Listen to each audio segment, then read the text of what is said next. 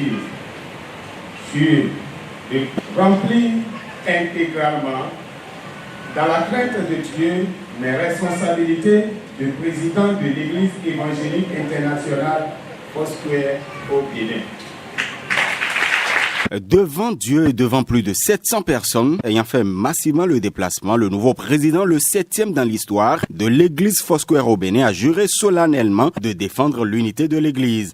Ceci grâce aux pouvoirs qui lui sont désormais conférés à la faveur donc de l'Assemblée générale qui s'est tenue le 11 mars dernier à Porto Novo. Révérend Théophile Kponou s'engage également à respecter et à veiller comme la prunelle de ses yeux sur les textes fondamentaux, notamment la constitution de la dénomination.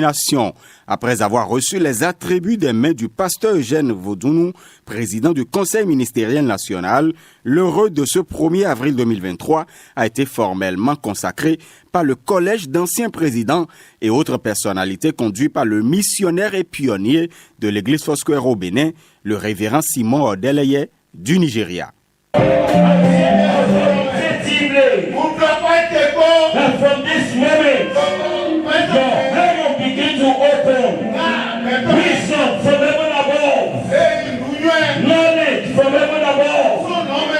Pour le président sortant, révérend Michel Fanon, c'est une grâce d'avoir eu le privilège de diriger la dénomination durant 5 ans.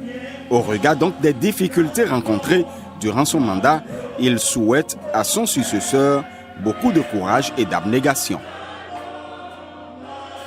Laissez l'église de Dieu tranquille. Laissez l'église de Dieu tranquille. Laissez le nouveau président travailler. Le leader, ce n'est pas celui qui commence un projet. Il attend, il laisse, il commence encore un autre. Il attend, il laisse, il commence un autre, il laisse. Non. Pensez, je vous souhaite beaucoup de courage. Et je voudrais que vous fassiez beaucoup confiance à Dieu. Plaçant son mandat sous l'égide du Saint-Esprit, le président Théophile Kponou souhaite réformer l'administration de l'Église et diversifier les partenariats. L'une de mes premières actions sera de décréter une journée nationale de repentance, de pardon et de réconciliation.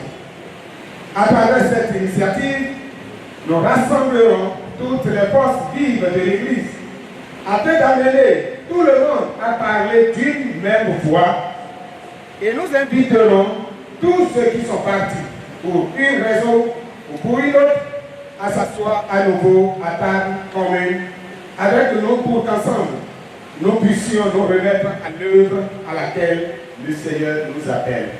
La nécessaire, voie impérative réforme administrative sera opérée et elle passera par la révision de nos statuts et règlements intérieurs, l'adoption d'un manuel de procédure et d'un statut du personnel répondant aux défis et besoins d'aujourd'hui et de demain.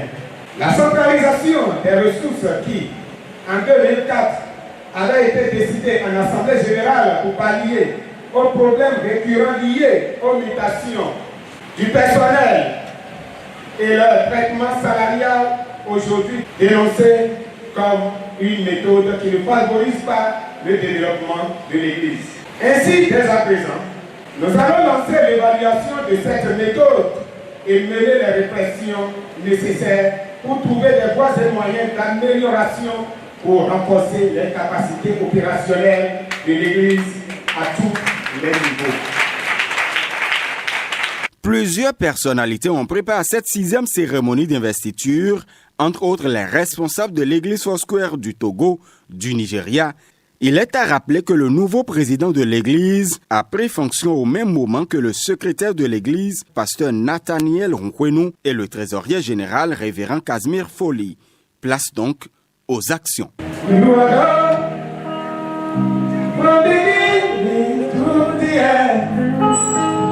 There's no place for argument.